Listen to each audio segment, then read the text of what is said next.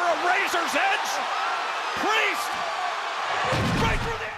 25th November, Monday Night Raw hits and misses. This week, it was Desert Diamond Arena at Glendale, Arizona's turn to host Monday Night Raw. 13,216 fans were in attendance as WWE looked to book a strong show before the upcoming Survivor Series War Games PLE. The challenger for the World Heavyweight title again outfoxed the champion. A new title belt was announced for the Red brand, and a major player was name-dropped on WWE programming after a long time. Join us now as we look at the hits and misses for the 25th November Monday Night Raw episode. Hits.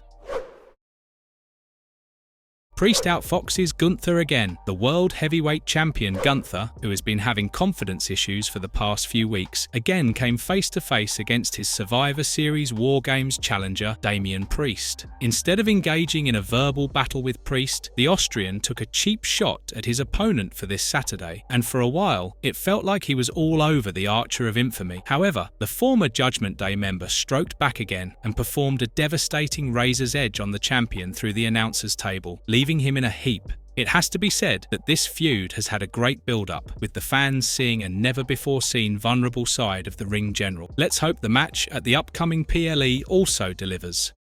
American Made finally wins. The American Made finally ended their dismal losing streak after weeks of mediocre display, albeit with assistance from Chad Gable. This week, the Creed brothers took on LWO's Dragon Lee and Rey Mysterio, who had been Achilles' heel for the villainous ensemble. However, Gable interfered by blatantly twisting Mysterio's mask, hindering his vision and allowing Julius Creed to roll the Hall of Famer for a pin and gain a tainted victory. At this point, the American Made would take any route for a W, especially after losing so many encounters on the trot. Kudos to WWE Creative for finally granting the heel stable a victory. Seeing Gable and his team's future course of action will be interesting.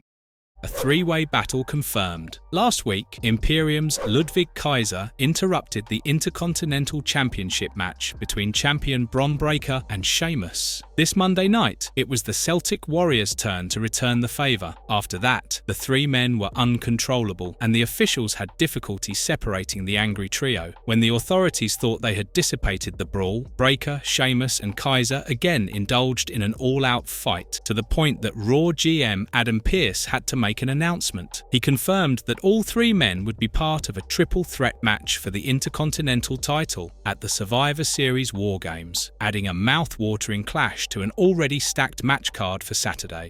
Heel turn coming up next week, surely. It seems that the long-awaited heel turn for Xavier Woods is coming up next week, as the New Day stable is gearing up for its 10th anniversary. The manner in which Woods and his partner, Kofi Kingston, lost to the Alpha Academy suggests that the damage is irreparable, and the fact that the uber-popular faction would be celebrating a decade of togetherness next Monday means only one thing. Woods would betray his longtime ally Kingston on the momentous night, perhaps in the presence of the ensemble's third member, Big E, who has been inactive for a long time. Any hopes for things healing between the New Day duo were quashed after the loss, as they had an intense blame game in the backstage area. A split seems imminent. The only thing that remains to be seen is how things unfold.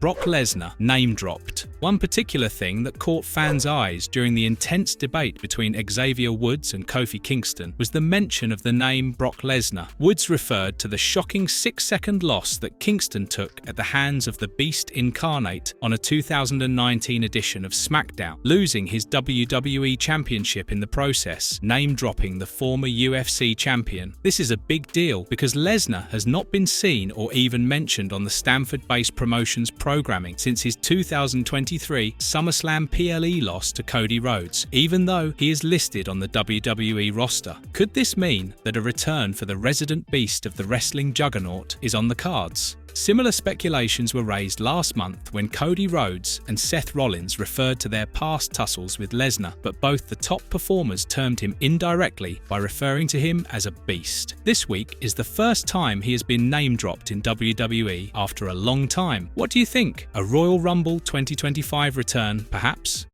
Women's Intercontinental title added to Raw. In a similar vein to SmackDown's GM Nick Aldis announcing a Women's United States Championship, Adam Pearce announced this week that Raw would see the addition of a Women's Intercontinental title shortly. He also confirmed that a tournament will kick off next week to decide the first ever women who will hold the Women's IC strap. This is a huge win for the fans who have been clamoring for a women's mid-card title. It turns out that both the blue and red brands have granted their wishes. This makes sense as the bloated female division on Raw and SmackDown warrants the advent of mid-card championships. And this Triple H era is all about giving fans what they want.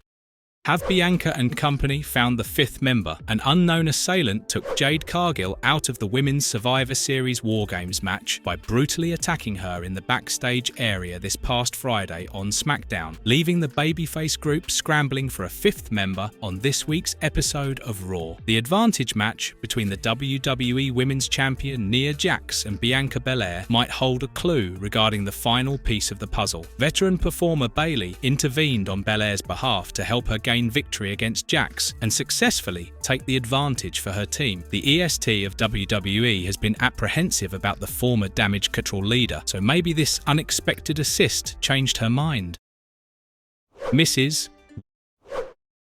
War Raiders robbed. The Judgment Day duo of Finn Balor and JD McDonough have been the tag team champions on the Red brand for 152 days, but this long and arduous reign has seen them defend the titles a handful of times. This week gave WWE a fantastic opportunity to take the titles from the heel duo and have them on the waist of a proper tag team in War Raiders. However, the Stamford-based promotion threw a spanner in the works as Balor and McDonough retained the gold against all logic. Putting the straps on the Raiders would have seen them being defended frequently, a far cry from the Judgment Day's lackluster reign that saw the tag team belts last being defended on 16th of September, 70 days before this Monday. This is a case of questionable booking that the WWE think tank would have a hard time justifying in the future. Maybe they have an ace up their sleeves, but it's a stinker for right here and now.